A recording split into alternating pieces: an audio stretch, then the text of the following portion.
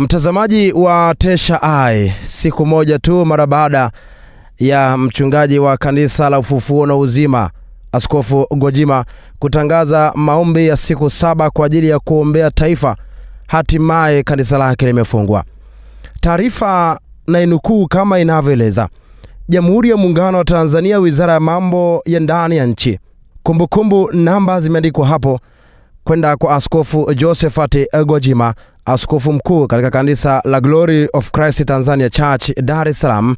Imeandikwa barua hii tarehe 2 Juni 2025, na barua hii imetokea Dodoma, yahusu kufungwa kwa shughuli za kanisa la Glory of Christ Tanzania Church au kanisa la Ufufuo na Uzima chini ya kifungu cha 17(b) na kifungu cha 2 cha sheria ya jumuiya sura ya 337 kama kilivyoainishwa na kifungu cha 39(b) cha sheria ya marekebisho mbalimbali ya sheria nambari 3 ya mwaka 2019.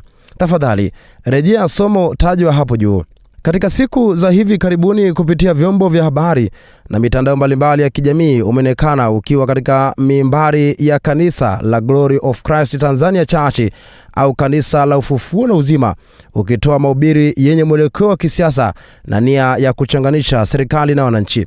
Vitendo hivi ni kinyume cha sheria ya jumuiya sura nambari 337 chini ya kifungu cha 17 ikisomwa pamoja na kifungu cha 39 cha sheria nambari 3 ya mwaka 2019, kwa kuwa vina athari ya kuhatarisha amani na utulivu nchini. Hivyo, kwa mamlaka niliyopewa chini ya kifungu cha 17(b) cha sheria ya jumuiya sura nambari 337 kikisomwa pamoja na kifungu cha 39 cha sheria nambari 3 ya mwaka 2019 kilichofanywa marekebisho kifungu cha 2 cha sheria ya jumuiya, nimefuta usajili wa Glory of Christ Tanzania Church au kanisa la Ufufuo na Uzima kuanzia leo tarehe 2 Juni 2025.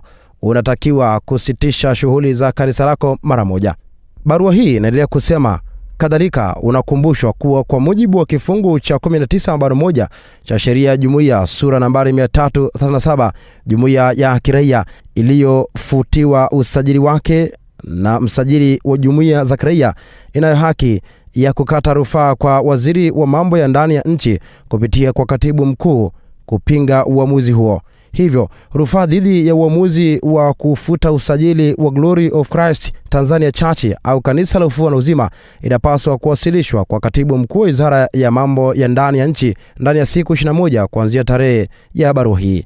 Taarifa hii imemaliziwa kwa kusema, kwa amri ya msajili wa jumuiya za kiraia, ikasainiwa na Emmanuel R.M. Kihampa, msajili wa jumuiya za kiraia.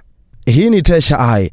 Endelea kutufuatilia, usisahau kusubscribe, kucomment na kulike.